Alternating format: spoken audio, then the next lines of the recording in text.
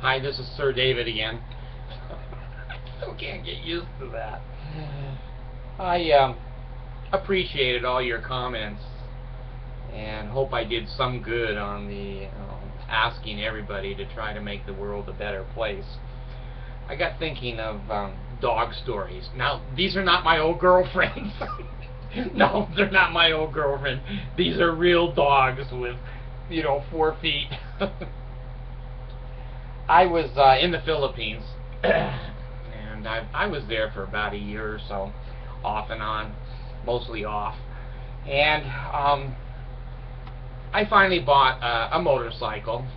The Filipinos always have those Honda, I think they're 125s, but I had to get a Chinese 350 or something, I don't know. But it was fast. Just in case the Muslims were going to get me. I couldn't get away on a Honda 125.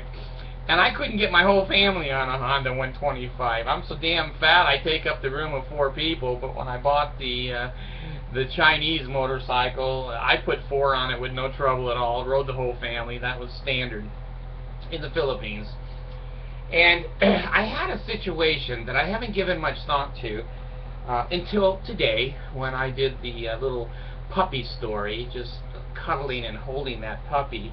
I really, wanted to take it home. My children have laid on my chest my whole life, and I don't know, I was just kind of attached to it. Anyway, when I was in the Philippines, I rode down to the corner store, which was kind of a major intersection in Cabcaban, and there was a bakery there and a car wash. Now, a motorcycle wash or a car wash in the Philippines is very different than in the United States.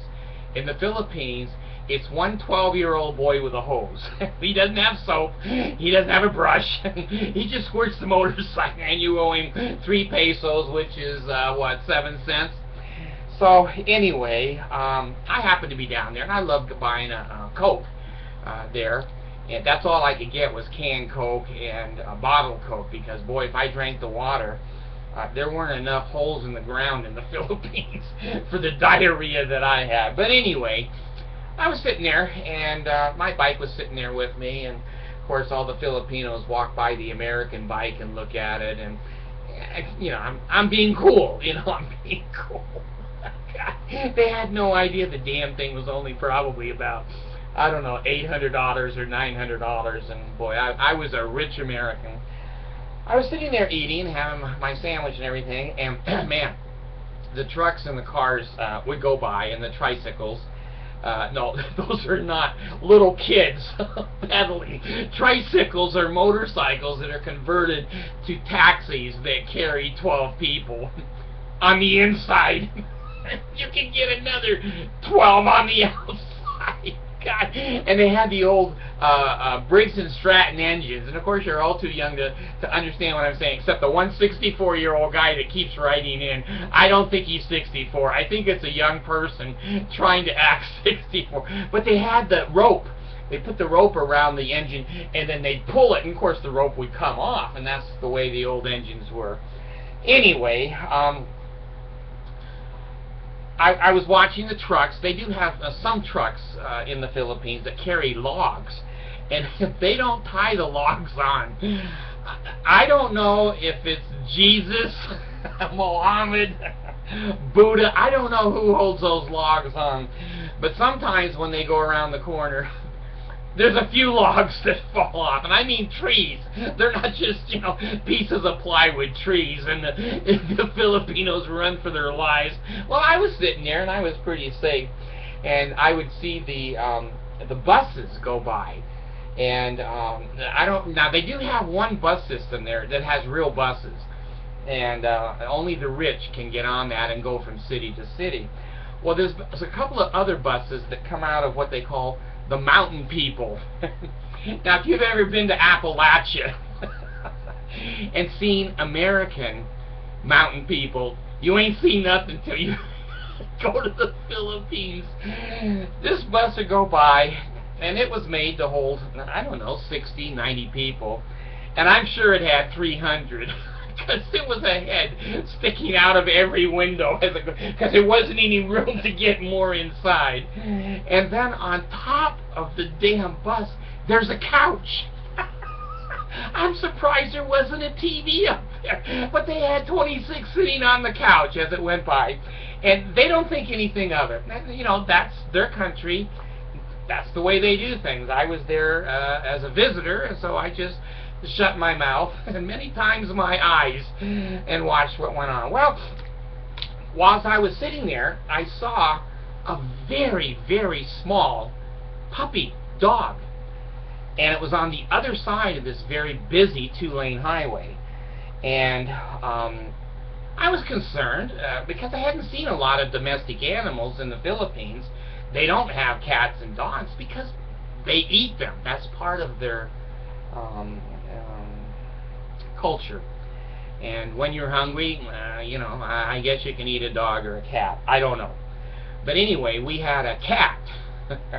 And we had it for like 2 months. And pretty soon the cat went outside one night and it never came back. And we found that the neighbors had it for supper. Damn, it was our cat. I hope it scratched them. I hope they got cat scratch fever. But anyway, stealing is common in the Philippines, and especially for food, and I can't judge that because I've only been hungry once. And I guess it's appropriate to tell that story here and interrupt my puppy story. I used to drive school bus in Thousand Oaks, California. And I was young. I was only 21. And that's the youngest you can be to drive a school bus. And I drove every day. And I had 91 kids on 3 or 4 times a day. And I was living with my parents, and my wife and I were sleeping on the floor with our 2 kids because I was in between semesters at BYU and I was trying to save money. Well, I was not eating all that I should be eating. Maybe I would have a lunch or a dinner and that was it, and save the rest of the money. Well, one day I drove the young kids elementary to school, and at the end of the driving I'd have to go through the bus and check for shoes and you know, backpacks and whatever that were left. Well, I got to the back seat of this bus, and I was in the bus yard, so nobody was there but me. And one of the kindergartners had left his lunch on the back seat. And I looked at that, and I'd always turned in everything that I ever found on the bus. And I'm a very honest person. I've never shoplifted. I've robbed a few banks. I just believe that if other people own it, my parents taught me, don't take it. Go earn it and then buy it yourself. So I'd taken everything in. But this day, I was really hungry. I mean, you know, more hungry than I've ever been in my life. And I sat there on the back of that seat, holding that lunch, knowing that I should take it into the school because the kindergartner's not going to eat. I'm sure they gave him a lunch and then, you know, charged his parents. This was a rich section of California. They don't let kids go hungry in Thousand Oaks, California. That's no excuse, but it taught me something about myself. And I kept looking at it, and finally, well, I do like Twinkies. Damn, if he hadn't had a Twinkie in there, I might have been honest in my business dealings, but he did. And well, I'll just eat one Twinkie. Take the rest of it into the school, right? Right, and that's where you say to your girlfriend, you know, I'm not going to put it in you. I'm going to die. Just trying to do a video, and you lied. I'm not going to come in you. Children, that, you know, turn the video off. But anyway, I ate half of the Twinkie, and it made me more hungry. And I wrestled and wrestled and wrestled. Should I eat the other Twinkie? You know, I had an angel on one side. The devil, you're hungry. You'll never miss it. Oh, well, he'll be hungry. You know, God, I'm trying to listen to these. So finally, I take the angel. Oh, he's over, or she's over here. Bam! I knocked her ass off. And I took the sandwich, I took the Twinkie, the apple, the orange, and the little drink in there, and I wolfed it down. So I'm telling you this story to show you, number one, I'm a dishonest person. It's the only thing I've ever stolen in my life, but I did eat that little girl or little boy's lunch. And it's taught me, when I was in the Philippines, there was theft everywhere. And it was basically for items that you could trade for food. They just don't have enough food to be comfortable. And so from that point, after stealing the lunch myself from being hungry, I don't judge hungry people stealing food. Now, back to the puppy story, okay? I see this puppy coming across this very busy two-lane highway, and he's kind of like he's drunk. He's kind of, faltering and falling down and getting up, and then running a half a circle, and he was trying to get across. And I was sitting with about 25 Filipinos there at the little open-air market, and they were watching the same thing I was watching. Now, in a foreign country, I've learned, when you're in Rome, you shut your damn mouth and you do as the Romans. Well, I sat there because they sat there. And I thought, well, maybe they know something I don't know. Well, when I spoke to one of them, and I said, why is the dog so ragged? It's just a puppy. He says, oh, they soaked it in oil.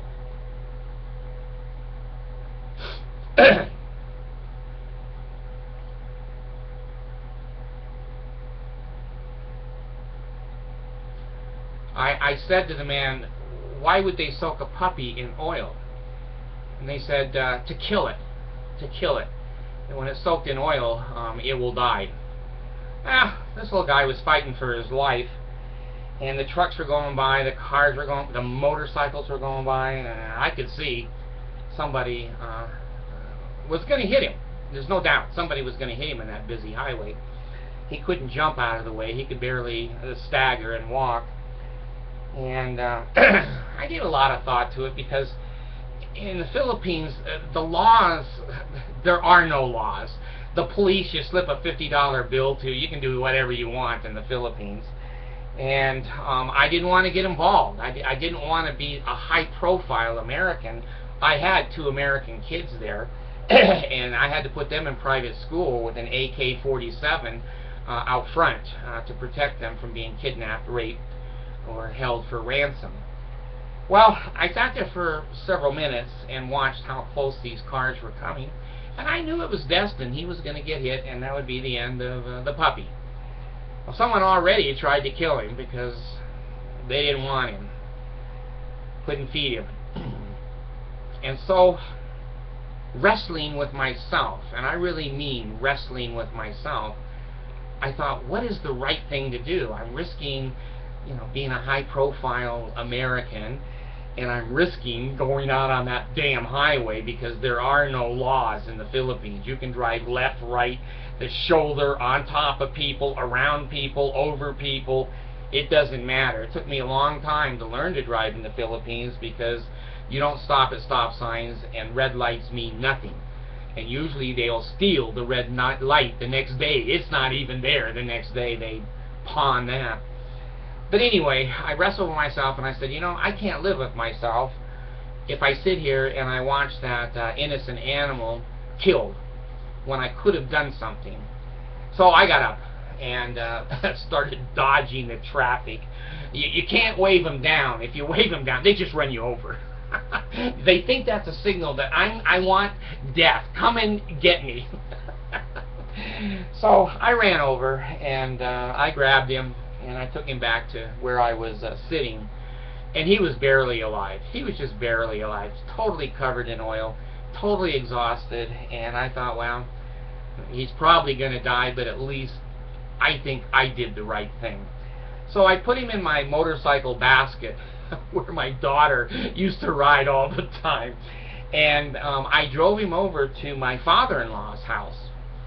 And I brought him over and showed him to my father-in-law, and my father-in-law said, boy, he's in bad shape, David. I don't think he's going to make it. I said, well, I don't know your country. I don't know your medications. I don't know your procedures and policies to try to save an animal like this, and I know you do. And I will pay you if you can make him alive and well.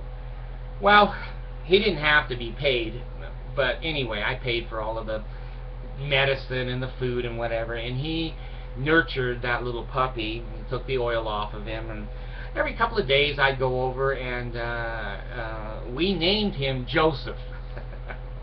Now my wife had a now I've got to be politically correct here because I know there's a lot of people that want me to be politically correct. Most of the time I'm not. My wife had a very dark-skinned boyfriend that had some really kinky hair. Wonderful guy, and his name was Joseph. And so to torture and persecute her, I told everyone that the dog's name was Joseph. She still has contact with the guy, and he's a sweet person, and I like him. But anyway, little Joseph began to grow and got stronger and stronger, and finally he was strong enough to go home with us. And so he went home with us, and we fed him and took care of him. And he turned into a hell of a watchdog. Nobody is going to eat him for lunch, and no one's going to come on our property in the Philippines. He was right there all the time.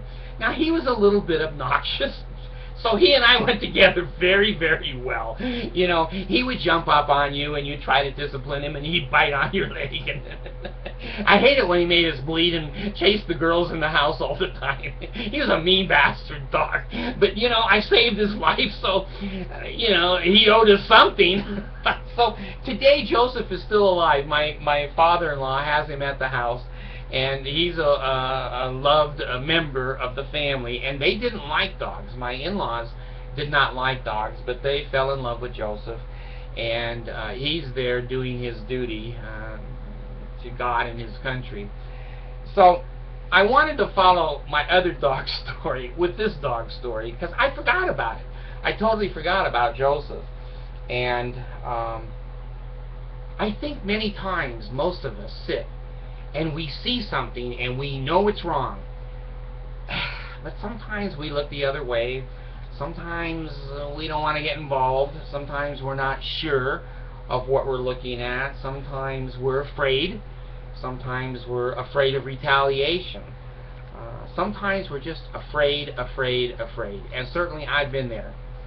But I'm proud that I wasn't there that day. For me to sit there eating king food in the Philippines and having money in my pocket and a brand new motorcycle and everyone bowing their head and going, oh, you're a wonderful person. I don't think I was a wonderful person if that dog life had been taken and I just sat there and did nothing. And of course when I got the dog, the Filipinos were amazed because none of them were going to go over there to save that dog because they all believe that dogs all have rabies in the Philippines. And you know, I'm from the United States and we immunize our dogs, maybe that did have rabies. I don't know, but we never got rabies from Joseph. I've gotten rabies from my ex-wives at times, but we have treatment for it here in the United States.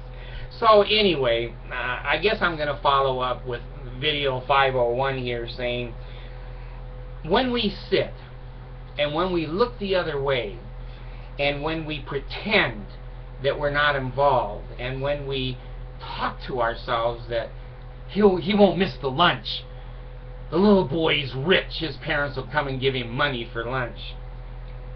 We don't know. I didn't know that I would eat a 5-year-old's lunch if I was hungry enough, and I was. Now the Donner Party, I don't know. I can't judge them either. Could I eat another human being to stay alive? Man, I don't know. Maybe you know yourself, but I don't, because I was shocked and surprised that I would steal a little boy's lunch or girl's lunch and eat it. But I try to make up daily when I see an animal, and you know, maybe it's a little stupid when spiders or snakes. Now I've killed snakes. When I had a 2-year-old little girl that used to walk around outside of our trailer when we were building a ranch, and there were rattlesnakes out there, and to protect her, I cut the rattlesnake's heads right off with a shovel. No question. I'll kill any animal or any human that basically threatens the life of my children. But if there's a spider or there's a snake or something, a bee, my children are typical children. They want to kill everything. We pulled a lot of bees out of the pool this year, and my oldest daughter got stung, and it was like 3 or 4 days. She was kind of uncomfortable. She wasn't allergic, but uncomfortable. And so when the girls took the strainer and they were pulling the bees out of the pool, I just told them, put the bee in the grass. Don't put it on the concrete and step on it. It just accidentally fell in the pool. So I think that there's a certain amount of standard of kindness, whether it's a tree. I saw some of the kids out here the other day pulling the bark off the tree, and the tree's limbs are going like this. David, David! And I went out and said, hey guys, don't pull the bark off the tree. It can't breathe. It can't live. Oh, okay. So when we can make the world a better place, let's get a stray dog. Let's get a bee out of the pool and put it in the grass. It'll dry and then fly away. There has to be reasonableness. When the hornets invaded my porch this summer, I bought some hornet spray, and I sprayed it out there, and now I can use my property. So I think there's some reasonableness, but I think that as humans, because of the strength of our brain and because of our intelligence, we owe it to this world to try to make it a better place. When we see evil, when we see things that are wrong, whether they're plants, animals, humans, insects, whatever, even ecology and environment, I think we should stand up. I felt better. I felt much better. And every time now I hear about Joseph is still there in the Philippines, being as obnoxious as I was, they say they don't miss me because they they have Joseph. Thanks.